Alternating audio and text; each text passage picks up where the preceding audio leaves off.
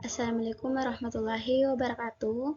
Perkenalkan, nama saya Hasriani dengan NIM di 0121015 dari kelas B angkatan 2021 Universitas Sulawesi Barat dari kelompok 7.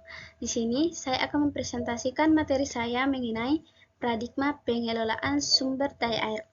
Untuk mempersingkat waktu, langsung saja yang pertama yaitu mengenai pengertian. Air merupakan sumber daya yang sangat spesial bagi makhluk hidup, yaitu guna untuk memenuhi kebutuhan sehari-hari, kebutuhan pertanian, perikanan, maupun kebutuhan lainnya. Air juga bersifat universal atau menyeluruh dari setiap aspek kehidupan, menjadikan sumber daya tersebut semakin berharga, baik dari segi kualitas maupun kuantitas.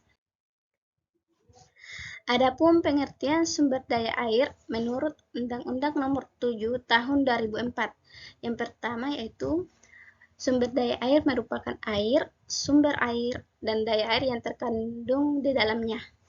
Yang kedua, air adalah semua air yang terdapat pada, di atas, maupun di bawah permukaan tanah.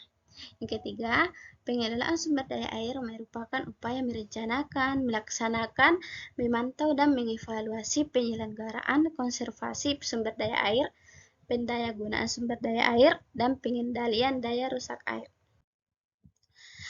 Sumber daya air juga terdapat kata-kata kunci, yaitu perencanaan, pendayagunaan sumber daya air, pengendalian daya rusak air, dan konservasi sumber daya air. Adapun visi dan misinya yaitu yang pertama visi. Visi dalam pengelolaan sumber daya air adalah mewujudkan kemanfaatan sumber daya air bagi kesejahteraan seluruh rakyat. Sedangkan misinya yaitu pengelolaan sumber daya air adalah konservasi sumber daya air yang berkelanjutan, pendayagunaan sumber daya air yang adil untuk berbagai kebutuhan masyarakat yang memenuhi kualitas, kuantitas, pengendalian daya rusak air, pemberdayaan dan peningkatan peran masyarakat swasta dan pemerintah dalam pengelolaan sumber daya air, peningkatan keterbukaan dan ketersediaan data dan informasi dalam pengelolaan sumber daya air. Yang pertama, pengelolaan sumber daya air. Pengelolaan sumber daya air dibatasi oleh variasi ketersediaan dan kebutuhan air beserta pemanfaatannya dalam upaya memenuhi kebutuhan hidup. Tingginya ketergantungan terhadap air tawar yaitu 2,5% dari total air di bumi, serta minimnya teknologi efisien untuk pengolahan air laut, yaitu 97,5% dari total air di bumi, merupakan tantangan yang harus dihadapi dalam pengelolaan sumber daya air. Adapun dampak-dampak dari perubahan iklim terhadap sumber daya air. Yang pertama, peningkatan kejadian cuaca dan iklim ekstrim yang berpotensi menimbulkan banjir, tanah longsor, dan kekeringan. Yang kedua, menurunnya kontribusi tenaga air pada penyediaan energi secara keseluruhan. Dampaknya ada 6. Bisa teman-teman lihat pada layar. Yang kedua, paradigma pengelolaan sumber daya air berbasis teknoekonomi. Pengelolaan sumber daya air berbasis teknoekonomi direalisasikan melalui pembangunan bendungan dengan sistem persediaan yang semakin besar dan dikelola secara sentralistis, pengembangan skema pengalihan dan kanalisasi.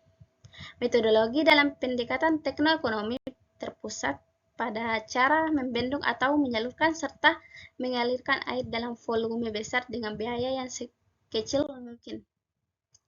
Pengelolaan sumber daya air berbasis teknoekonomi terbukti mampu memecahkan beberapa permasalahan ketersediaan air dalam jangka pendek.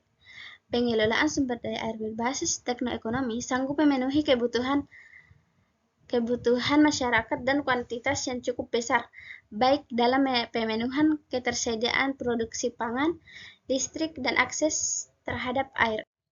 Yang ketiga, paradigma pengelolaan sumber daya air terpadu. Pengelolaan sumber daya air terpadu merupakan bagian dari pengelolaan daerah aliran sungai atau DAS.